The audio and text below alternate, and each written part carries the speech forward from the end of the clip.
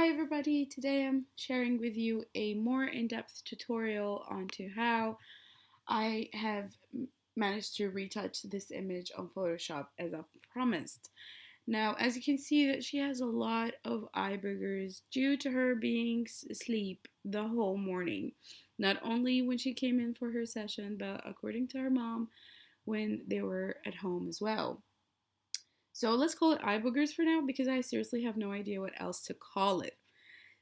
So right now I'm using the patch tool to basically get rid of those little bits and pieces around her face.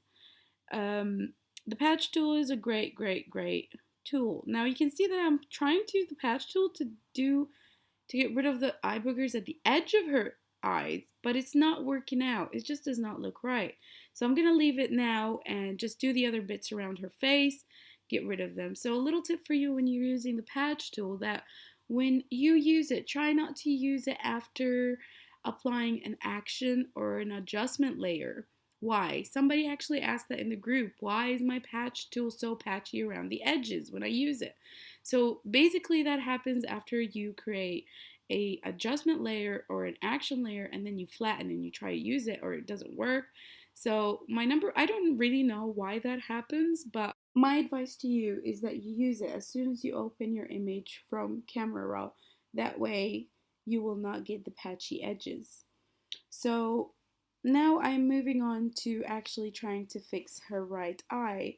And as you can see, I'm going to take the lasso tool, which is on the left hand side, and I'm going to take a selection from her eye and I'm going to make a copy of it by using Command J or Control J on Windows. And then I'm going to hit Command T to select that selection and um, either go to Edit, then free transform, and then flip horizontal, or you can just hit the right click on the keypad or the mouse. And then I'm going to move it to her other eye and I'm going to try and fix it up to just make it look more believable and more aligned with her original eye line. So now I'm just getting rid of the bits and pieces that are left over with the patch tool, and I'm going to try and get rid of that bit with the patch tool, but it's just not going to work out. So yeah, I really want to keep her eyelashes because it just looks nicer that way. So I'm going to use the clone tool and take a selection from her original eyeline and the sample eyeline and try and merge that together just to make it look more believable. Now there's going to be a lot of undo and redo in order for you to make it look more believable.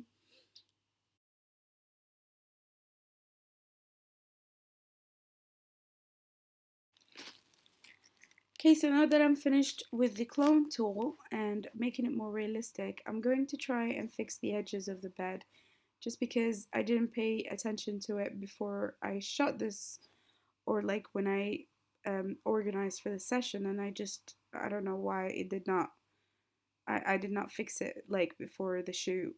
So now I'm using the liquify tool between the pucker tool in liquify and the forward warp tool. So basically I'm trying to tuck these edges in, make it more neater and more like, I don't know, it just looks more nicer, neater. There's no pointers that I can give you when you're using liquify tool. I cannot give you any pointers to how you should use it or when you should use it. You just use it whenever you think you need to, or it's the only tool that will do the job. And it's basically, um, it just comes with experience and just doing it over and over again. So right now I'm very happy with the result, and I'm just gonna leave it at that because I just don't, as much as I can, I don't want to make it look unbelievable, and I want to make it as realistic as possible.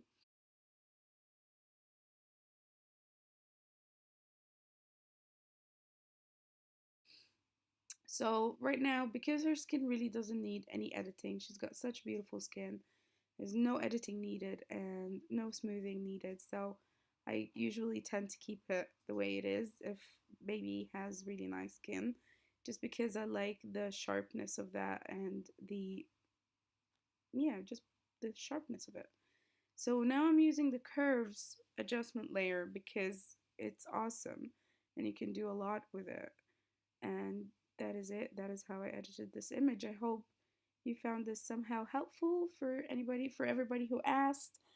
And if you have any questions, please do not hesitate to ask.